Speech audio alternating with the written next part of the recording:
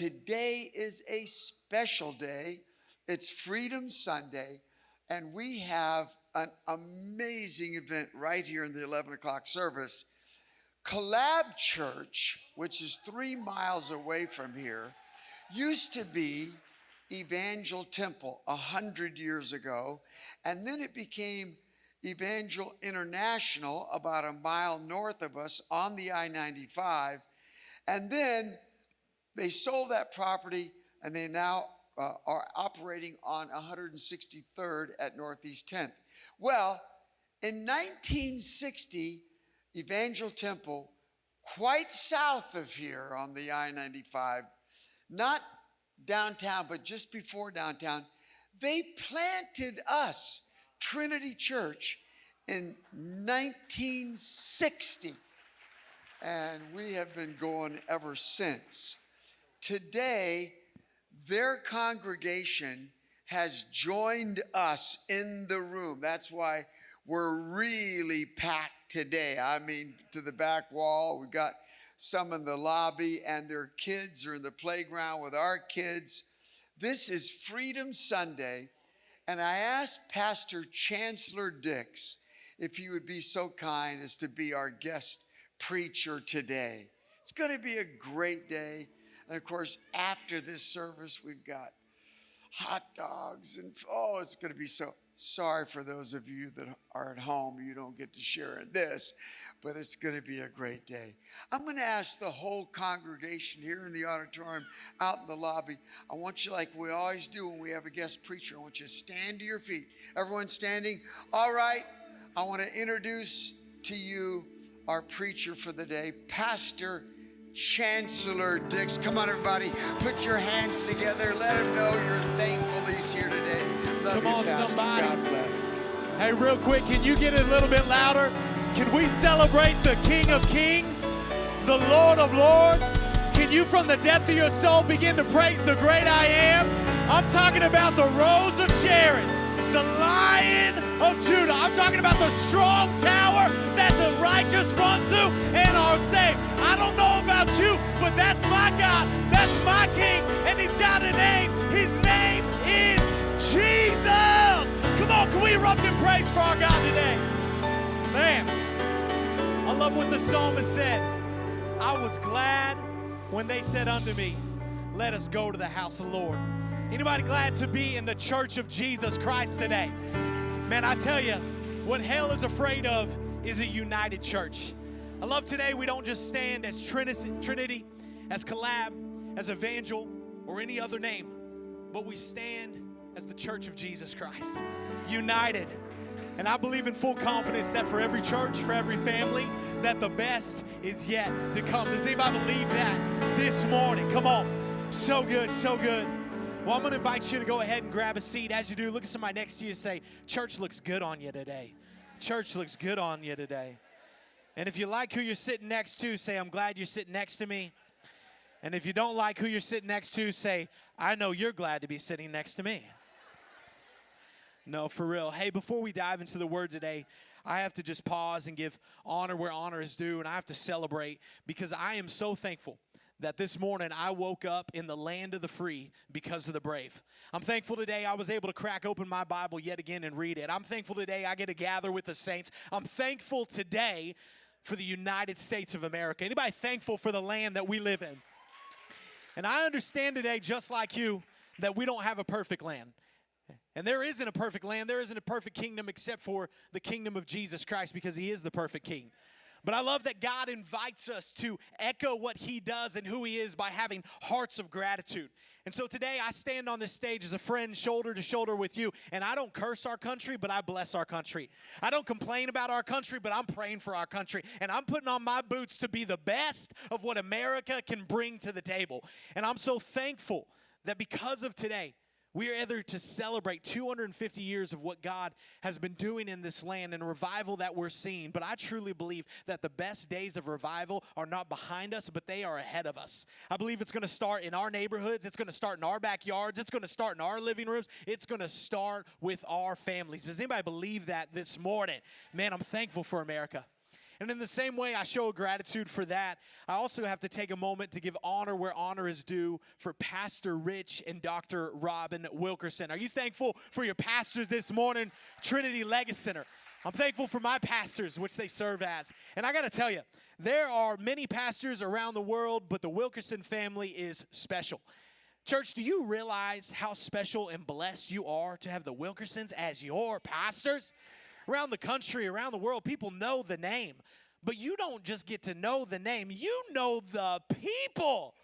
Man, sometimes the greatest blessings you ever have are actually in your backyard. I haven't been here long, but I've learned a few things, and one of the things is this: never become familiar with the blessing God has given you, because you'll miss how blessed you are. Literally, I'm so thankful for their heart. I'm thankful for pastors that don't just talk the talk, but they walk the walk. Pastors that pray, pastors that love, pastors that remain and been faithful in every season, and that still have vision and know that the best is yet to come. So can we honor and celebrate them one more time in this place? Man, so thankful. And I'm honored to be here with you today. And before I introduce myself, I'm going to let you go ahead and get your Bible ready. If you got your Bible, you can turn to the book of Judges, chapter 21, verse 25. And while we're there, I want to introduce you real quick to who I am and my family. We're going to be putting a picture on the screen. If we haven't met yet, my name is Chancellor, and that's me over there. I'm the least attractive person in that photo. And next to me is my beautiful bride that I convinced and tricked to marry me, Jacqueline Lene. Come on, somebody. Been married for 12 years. Hello. We out here, people, and we going to stay out here. 12 years just the beginning. And being who married people are, we did what married people do, and we got 2 kids. Hello, somebody. So we got Zion the Lion, top right. He is 5 years old. And then my little girl, Miss Aslan Lene, 2 going on 42. Come on, somebody. That's why I'm already at the altar today. Just pray for me, okay?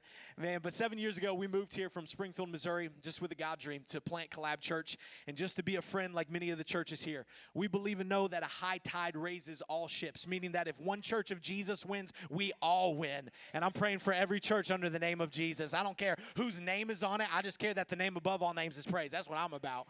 And so we've seen God do so much over the last 7 years. We've seen over 350 people give their life to Jesus, over 225 be baptized. We've launched people into ministry. We've given to missions, but I just believe that the best is still yet to come for the Church of Jesus Christ. And so that's who we are today. But with all that being said today, what I want to do is dive into the Bible.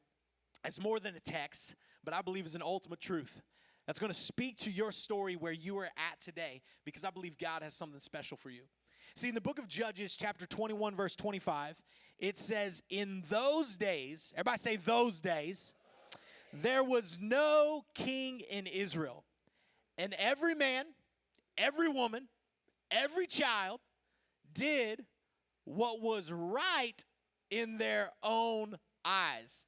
Church, I'm going to need your help today. You're going to help me preach this message. Go ahead and look at your neighbor and give him the title of my message. You could say, freedom isn't free.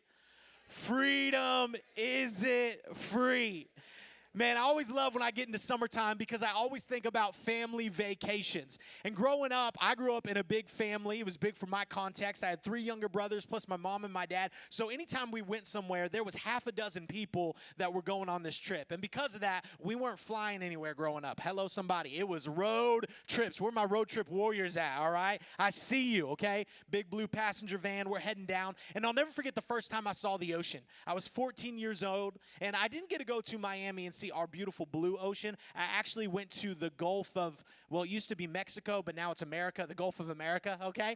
And so I was there, and I remember I'm with my family, and I got so excited because we drove by a little famous restaurant chain called Joe's Crab Shack. And on the wall, there was a sign that said, free crabs tomorrow. And I thought to myself, God is near the ocean. And I said to my dad, Dad, we've got to come back because tomorrow there's free crabs. And I thought this was a big deal because being from a family of 6, anytime we went to get food anywhere, even if it was McDonald's, it was going to be $337. Big families, y'all know what I'm talking about. They're like, where's Christmas? We went to Christmas. It's called McDonald's, all right?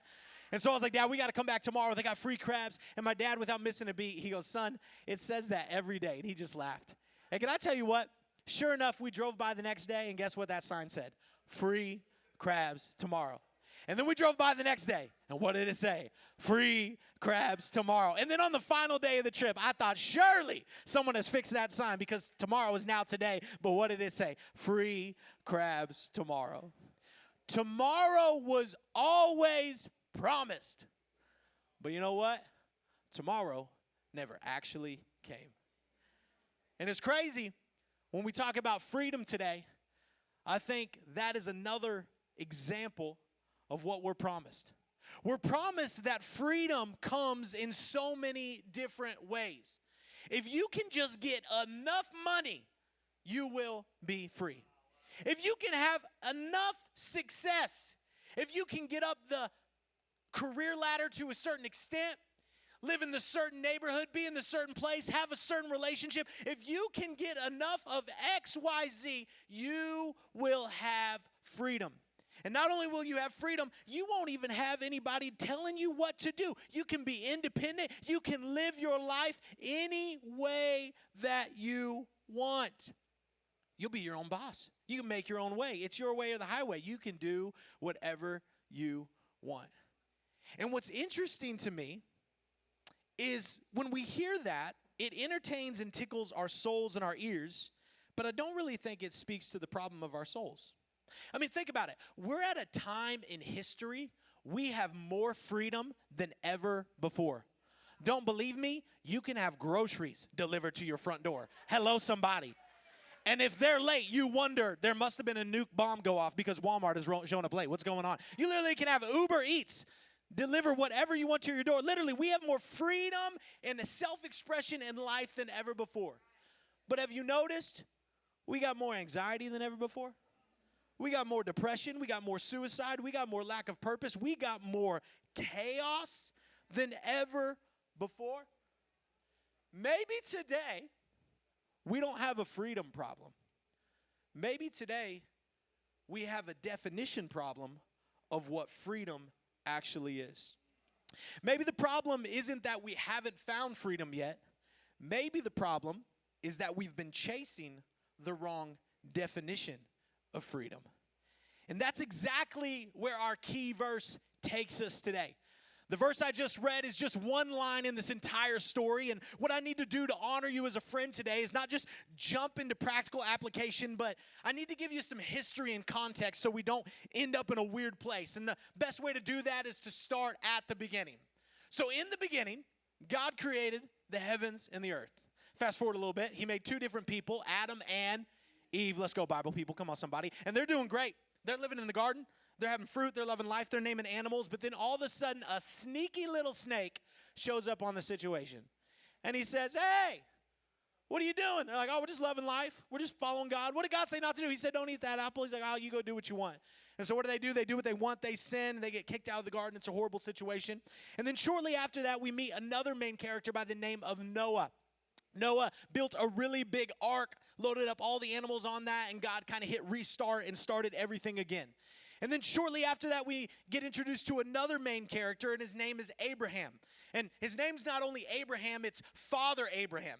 And Father Abraham had many sons. I am one of them, and so are you. So let's all praise the Lord. Yo, Sunday school, where you at?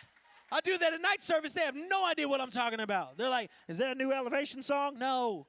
That's the 80s, baby, 70s, 60s. All right. So Abraham shows up, and he has a son by the name of, well, first son's Ishmael, but that's not the sermon today. He's got another son by the name of Isaac. And then Isaac grows up, and he has a son by the name of Jacob. And then Jacob grows up, and he has 12 sons, which become the 12 tribes of Judah, and one of them by the name of Joseph. And Joseph was taken into Egypt as captive, but God has a great way of redeeming every story. Hello, somebody.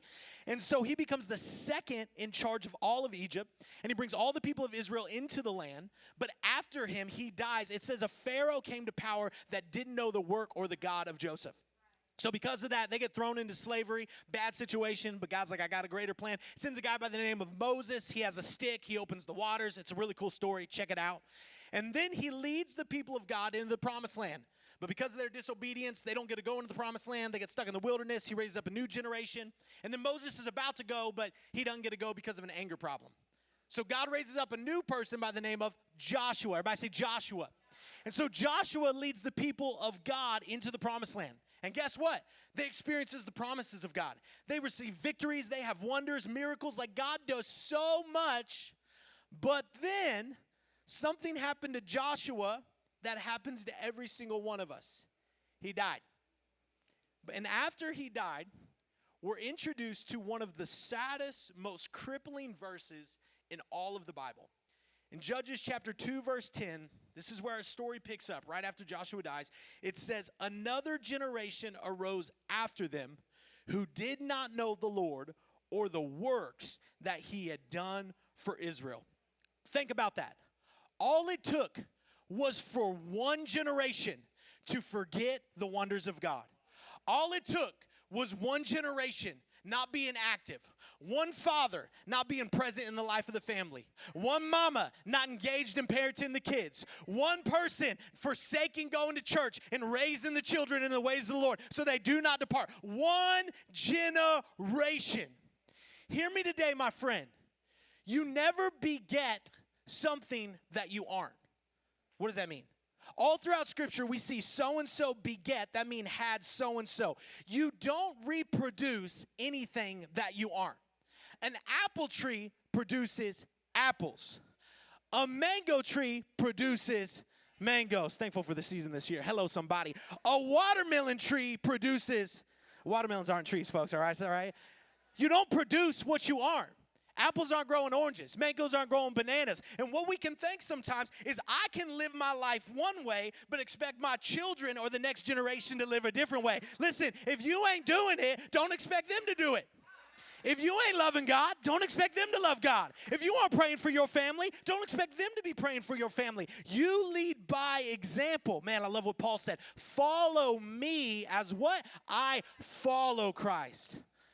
A little extra today because of the 12 p.m. service. Hello, somebody. In the original language, that follow, it's the language of imitate, like a fake, like an actor. I don't know about you. I'm just talking about my soul today. I got moments when I follow Jesus, I feel like a fake. I feel like I ain't doing this right. If someone knew what was behind this suit coat, it'd be a bad situation. Can I tell you what? God's not upset when you feel like a fake. Because just because you feel like a fake, guess what? You still following. I feel like a fake raising these kids, but I'm still present in their life. I feel like a fake trusting God with his money, but I'm still putting him first. I feel like a fake with my sexuality, but I'm still honoring the Lord with my body. I feel like a fake right now, but at least I'm faking and faithful. Man, one generation, it's all it took. And for 21 chapters, we see the chaos of this nation. They rebel from God. They get oppressed. They come back to God. They ask for help. He redeems them. And then it's just over and over again. And they just go from cycles of chaos to spiraling chaos. Notice, my friend, the cycles of chaos in your life, if they do not stop, will eventually become a spiraling chaos you can't stop. And so these people for 21 chapters go worse by worse, moment by moment, and then it ends in Judges chapter 21, verse 25. And in those days, there was no king in Israel, and everyone did what was right in their own eyes. And can I tell you, that's not just the problem of Judges, but that's the problem of every generation. I would argue that's our temptation today, even as followers of Jesus. And so my desire today is as a family, we would journey through Scripture to go on the pilgrimage to really discover what freedom is. Because freedom isn't just being free. Hear this today. Freedom is not the absence of boundaries, but freedom is the blessing found within God's boundaries. Freedom in your life doesn't mean there's no boundaries. It means that God has boundaries that will bless you. And the reason why is because freedom without truth becomes chaos. What was the final diagnosis of Judges? Everyone did what was right in their own eyes. What did it not say? It didn't say everyone did what was evil. Everyone did what they thought would destroy their nation. Everyone did what would hurt their neighbor. No, it said everyone did what was right. They said, I'm going to do what feels right to me. It makes me feel good. I like how it sounds. I like that. If it feels good to me, it must be true. And can I tell you, That's one of the most dangerous statements in our culture. I've got to do what feels right to me. Now, don't hear what I'm not saying today. I'm not saying that you don't need to listen to your feelings at all. Your feelings are great indicators of how God talks to you to walk through life. But can I tell you, your feelings are a horrible God to rule your life. Let me be honest today as a friend. I've had moments in my life where I woke up early in the morning and I didn't really like my bride, Pastor Jacqueline, because of a fight we had the night before. But later that night, I said I was sorry, came to my conclusion, and I was thankful that she was my bride. How many of you know, though, if I would have followed my emotions around noon during my break hour, I could have made some bad decisions. I've had moments in my life, I woke my kids up, and they just wilding out before 6 a.m., and I'm thinking to myself, these kids right here. But then that night, I'm just putting them to bed. I'm like, I love these kids. They're the best ever. Man, I'm so glad at 2 p.m. I didn't nuke my own children because of my emotions. Some of us follow our emotions like they're God, and you wonder why you're so emotional. Man, your feelings are great indicators of what God wants to do, but it's a horrible God to rule over you. See, let me just let the Bible do what it does, the heavy lifting. Proverbs chapter 14, verse 12. It says there's a way that seems, everybody say seems right to a man, woman, or child, but its end is the way of death. Noticed it. It looks right. It feels right. Seems right. You know what's interesting to me? After living in Miami for 7 years, I've came to this conclusion. Everyone in Miami thinks they're a good driver. Oh, you know what I'm talking about. You talk to anybody about traffic, they're like, can you believe I-95? All them foolish people out there not using their blinkers, not driving. You're like, what in the world? Everyone is fine as a driver. It's everyone else that is the problem. Man, I've discovered that phrase. Whenever you follow your way that seems right to you, if you don't have any boundaries, it actually leads not to life, but to death. Hear me today. What Israel needed in the book of Judges was not more self-expression about how they felt. They needed an authority outside of themselves to tell them how to live. Some of us are looking for answers in self-expression of our individual life when it's actually an authority outside of our life. Israel didn't have an intelligence problem. They didn't have an economic problem. Their problem was they didn't accept the authority and they rejected truth. This is why in John, in chapter 8, verse 32, the Gospel of John, Jesus says, you will know the truth, and what will happen? The truth will set you free. Now notice the order. You know it, and then it sets you free. Just because you know the truth, my friend, doesn't mean you'll actually get the freedom of truth. Why? Because you have to live that truth out.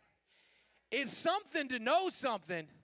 It's another something to do something. You got to know the truth, live it out, and it will set you free. So how does God set us free in life? He sets us free with this one word that honestly makes most of us cringe when we hear it. It's a word called boundaries. Freedom without boundaries becomes bondage. Man, when I say the word boundaries, immediately, if you're like me, you begin to think restrictions, limitations, it's stifled, it's just like tight, it's like live in a certain way. But what if we've actually been misunderstanding boundaries this entire time? What if boundaries aren't the enemy of freedom? But what if boundaries are the thing that protects freedom? Let me give you an example of what I'm talking about. Most people don't know this about me, but every January 1st, your boy becomes a fitness influencer. Come on, somebody. I'm telling you, new year, new me. And every year, I get a bigger New Year's resolutions. Why? Because every year, for some reason, clothes are getting tighter and I'm growing bigger, all right? And every year, where you're going to find me January 1st, I'm drinking all of my green smoothies. I'm buying supplements online I can't even pronounce, but they say they're good for me. I got every fitness video. I'm waking up early. I'm working out. I'm running, trying to run, I'm doing all this. But then inevitably, what happens? January 17th, you ain't going to find your boy at the gym. Where you going to find me? You going to find me at Publix getting that BOGO ice cream for the glory of the Lord. And here's why. Because everybody, I didn't want to say Chancellor, it's too personal.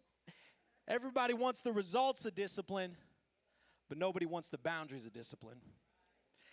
But what if the boundaries, my friend, aren't the enemy of freedom? What if they're actually the pathway? Watch this. If you want financial freedom in your life, you get something called a budget. If you want physical freedom in your life, you get something called a workout routine and a diet. You want sexual freedom in your life, you get something called a wedding ring and a marriage. Woo! Whatever you want in this life is going to require boundaries and discipline. You want music in your life, you're going to have to practice. You want driving in your life, we got to have driving lanes and lights and blinkers. Whatever we want in this life has got to have boundaries. Freedom isn't doing whatever you want. Peter himself had to face this in 2 Peter chapter 2, verse 19. A false gospel going around by these false teachers where they're saying, live how you want, do what you want, your body doesn't matter, Jesus will take care of it. And he said, hold the phone. Listen to me. They promise freedom, but they themselves are slaves of corruption. He says, don't believe that. They're selling you freedom, but they themselves are not free. Hear me today. Just because something sounds like freedom doesn't mean it's freedom. Sometimes the greatest sounding freedom is actually the hidden rattle of the greatest shackles of your life. Just think about it. Someone says, oh, I'm not going to tell someone what to do. I'm going to live my own life. No one's going to tell me how to live. But what ends up happening to that person? They get led by their anger. They get led by their lust. They get led by their bitterness. They get led by unmet expectations. Someone goes, well, no one's going to tell me how to spend my money. I'm going to spend my money any way that I want. And very quickly what happens? They don't got no money to spend. Why? Amazon got their money. Checkers got their money. Visa got their money. Discover got their money, and they're discovering they ain't got no money. The government wants their money, but they got no money for the government. Why? Because no one's going to tell me how to spend my money. People go, no one's going to tell me how to love and live my life. Oh, okay. But then what happens? I'm going to live how I want. If I just want to go Tootsie's every other night, I'm going to do that, man, in this house. It's like if I want to get on that app, if I want to do this, if I want to be with this or whatever. But what happens? What do they end up living by? They end up living by a broken spirit. They end up living by rejection, by a broken heart, by hurt, by pain, sometimes a chaotic life that they've brought children into. Why? Because they chose to live by how they felt. Hear the irony, my friend. If we refuse to live outside of God's boundaries, we will eventually fall into the trap of somebody else's or something else's boundaries. And can I tell you, this is the lie of Satan. What was the first lie in the garden? Oh, you don't need to listen to that boundary. Why? Because God's trying to keep out.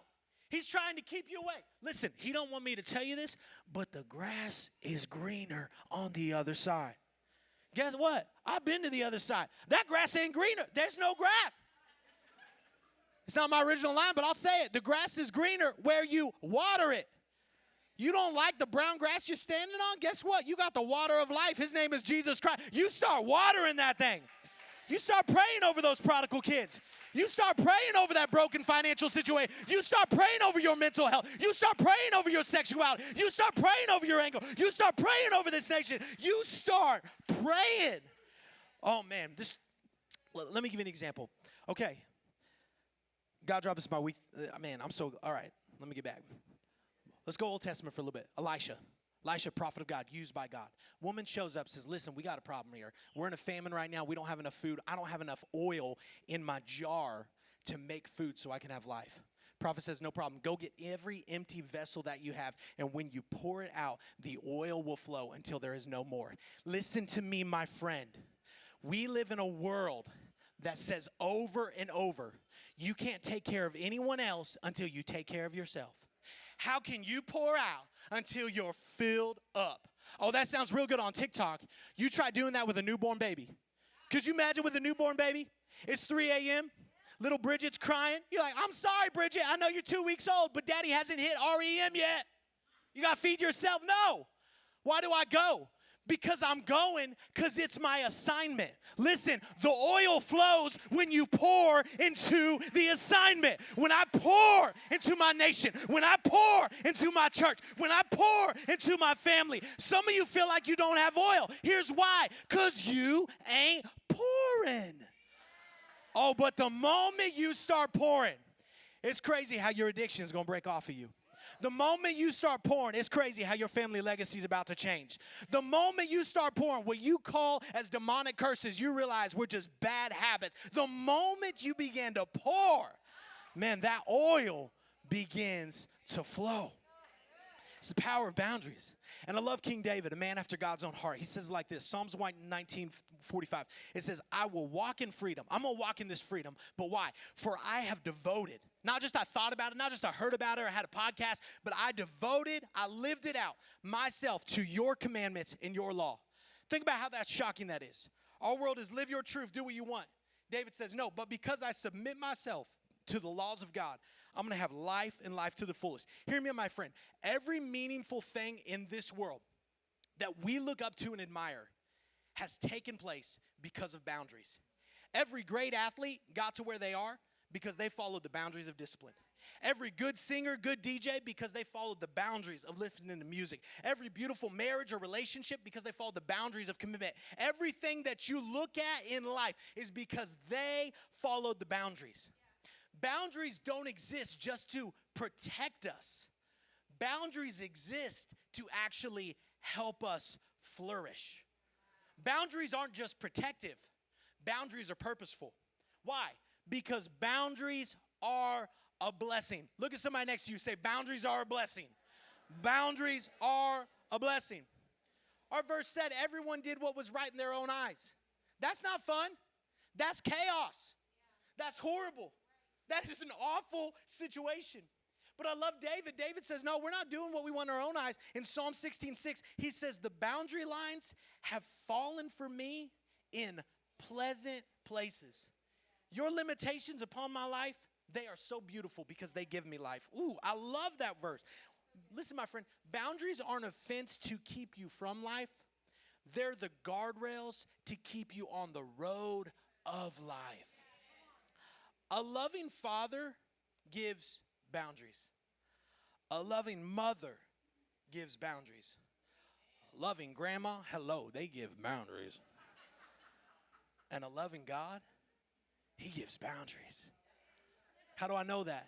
Hebrews chapter 12, verse 6. I doubt anyone has this tattooed on their forearm. The Lord disciplines the one he hates. The Lord disciplines the one he loves. Notice the connection here, my friend. God's discipline is not confirmation of his rejection. God's discipline is confirmation of his affection. I love you. That's why I discipline you. I've already introduced you to my kids. I got a 5-year-old and a 2-year-old, and we're in a season right now where we got rules about everything. Like our kids have boundaries in life. There's a bedtime, there's screen time, there's food time. And can I tell you what? My son Zion, of 5 years old, he's never walked downstairs and said, you know what, Dad? I was just thinking to myself, after this little half of a decade I've been alive, how grateful I am for the boundaries that you give me. I'm so thankful you don't allow me to have an iPad at 5 years old. I'm so thankful that I don't just eat cookies and ice cream. I'm so thankful that you put me to bed on time so you and Mom can have a healthy marriage. I'm so thankful for how you steward my life. I'm so thankful that when I was 3 years old, you let me not stick that fork into the electrical socket to fry my brain, and that's why I'm here today. Dad, I just want to say thank you for your boundaries. Why? My son has never said that. I'm praying he does someday. Hello, somebody. He's never said that. Why? He fully can't fathom what's taking place. And why am I setting boundaries on my son? Because I want less for him? Oh, no, sweet friend. It's because I want more for him. I put boundaries on my child because I want more life for my child. Listen, because boundaries are not barriers to blessing. They're the pathway to blessing. That's why God has put boundaries on every aspect of your story, because he doesn't want to put a burden on your life. He says, my burden is easy, my yoke is light, my blessings are for you, but they're found in the pathway of boundaries. And when we begin to talk about this pathway, the greater question becomes then for our individual life, who's actually going to establish these boundaries? And the verse we read, it brings the question to the surface because it says there was no king in Israel. So that then asks the question, who's the king? Because freedom requires a king. When we get this long into the message and we talk about boundaries, it's kind of easy because everyone can agree no one wants to be in a world without boundaries. No one wants to live in a world without consequences. No one wants to live in a world without the law. No one wants to drive without lanes on the highway. No one wants that world. So the question is not, do we want boundaries? The question is, who's going to establish these boundaries? Well, what if we all establish our own? Well, if we establish our own, we're right at the beginning of the sermon, and I can't start there because we're running out of time. Who's going to establish these boundaries? And the book of Judges is painting this picture and bringing this question to the surface because over and over it says, and during this time in Israel, there was no king. And when these people did that, there was no king. And this happened, guess what? There was no king. And why is this taking place? Not because the writer is trying to give us information, but he's trying to speak to the longing of every person's soul. Who is your king? And this is where the message gets super personal because every person in here, whether you know it or not, you are ruled by a king. And maybe you're in here and you're like, nope, not me. I'm my own self-made man. Oh, you may be your own self-made man, living your own life, but it could be crazy that for some of you, that king is actually this right here.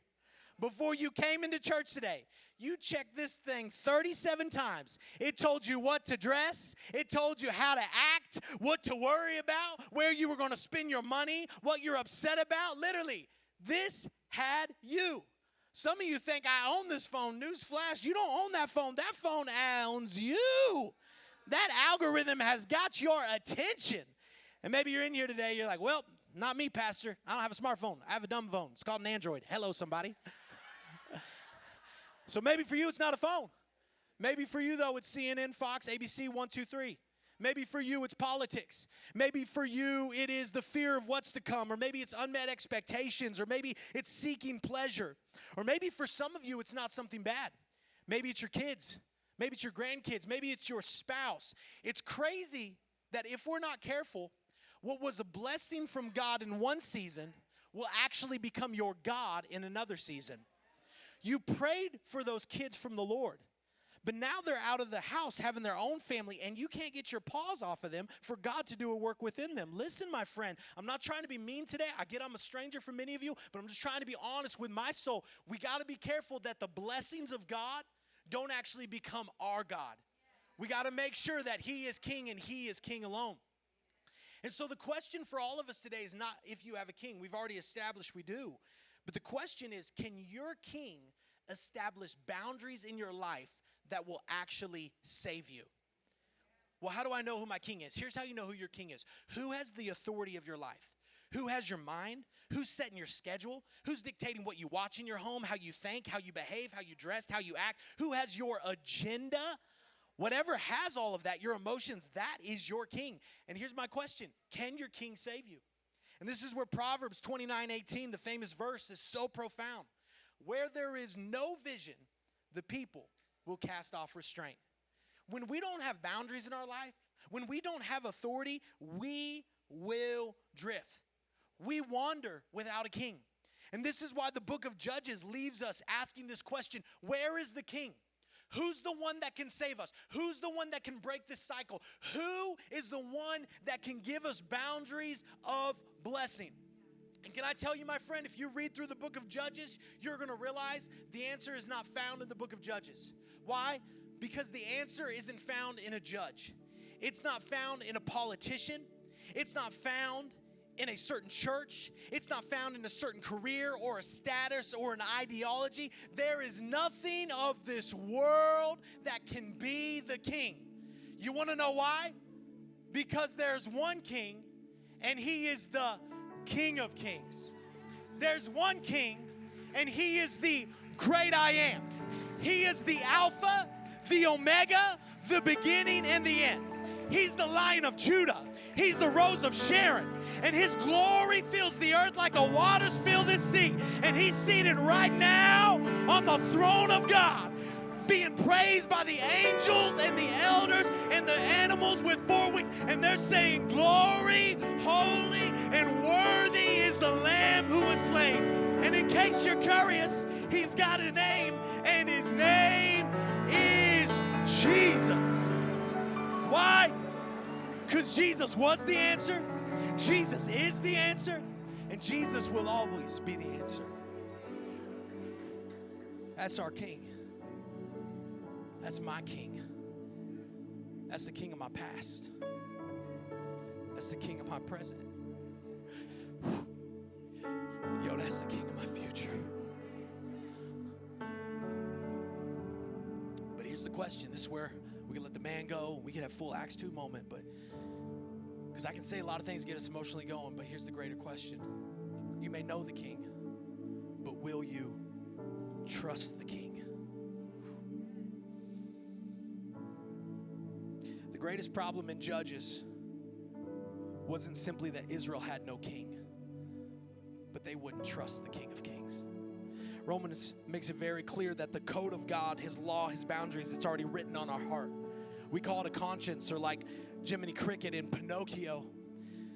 The reality is we know who the King is, but when it comes to humanity, we chose to reject the King. We understood what the law of God was, but we failed to uphold the law. And the problem is we wanted the blessings of God without God's rule. We wanted the favor God brings without the authority of the bringer. We wanted the kingdom of God without the king. And this is the problem that all of us face. Because the moment sin entered the equation, there became a boundary that no one could cross. Holy God on one side, and us as sinful humanity on another. And no amount of works, no amount of morals, no amount of good ideas, no amount of religion could break this boundary. So who could be our king? We asked.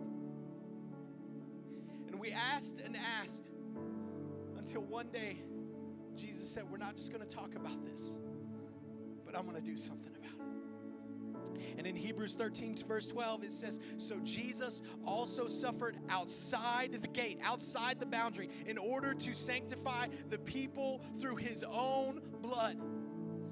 The God of heaven left the splendors of eternity and stepped into this wretched world. A boundary that we couldn't cross, he took head on, and he said, I choose the loss, I choose the sin, I choose the death, so that you can have life. Jesus stepped over a boundary we could never cross, so we could step into a blessing we could never earn.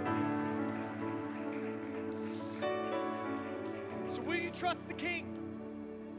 The world says remove the boundaries. Do you, boo-boo? Jesus says, can you trust my boundaries? The world says build something great so you can sit on the throne and no one will tell you what to do. Jesus says, can you give me the throne? Because I'm a better king. The world says find freedom in yourself. Jesus says, my friend, I've came that you would have life, and life to the fullest. I've came so you could have John 10:10, abundant life. Not surviving life, not trying to make it life, so you could have life. And can I tell you, my friend, the blessing of life is found in the boundaries that God places upon your life. Let me make this very simple. If you're like me, I need all the cookies on the bottom shelf. I got 2 kids. You can tell I love them. I always talk about them. And every week, me and my kids, we get to go to the park together. It's one of my favorite things. And my daughter, Aslan, she's 2 years old. And her favorite park in the entire world is the TY Park, a little bit north of here. Come on, somebody. And she loves that park because it has a massive playground. And I love that park because it has a fence and a covering. Come on, somebody. Love that. And every single time we'll go to the park, she's like, we're at the Aslan Park, and I'll open the gate, and she runs in, and she just begins to play, meet people, and swing and slide. It's amazing. Can I tell you what? There's never been a moment where my daughter has walked into that park and I close the gate and she goes, Dad, look at all of this fence. These boundaries right here are stopping my work as a 2-year-old independent woman. Like, Dad, we got to get rid of these fences so I can play. No, she doesn't focus on the fences. She focuses on the freedom. So she starts to run, she starts to laugh, she starts to play, and she lives life to the fullest. Why? Because she's not worried about the boundaries. She's enjoying the blessing. And can I tell you the secret of why she's enjoying the blessing? Because she knows that her Father brought her to it. She said, I may not understand all of this, but if my dad brought me here, this must be a good place for me. I don't know about this pasture, but if you said it's good, it's going to be a place I can lie down. I don't know about this brook of water, but if you say I'll drink, then I'll drink because I know it's a river that won't run dry. And I wonder how many of us in this room, maybe for years, have been looking at the boundaries of God in frustration and missing out that the whole time the boundaries were actually the invitation to life and life to the fullest. Why, my friend? Because his boundaries aren't barriers. His boundaries are blessings. His boundaries aren't to restrict you, but they're to open a life so that you can run and live and move and have your being. Why? Because freedom isn't free. Freedom is something Jesus gave everything for. But it's something that he's offering to every single one of us today. And so the question becomes, will you trust the King?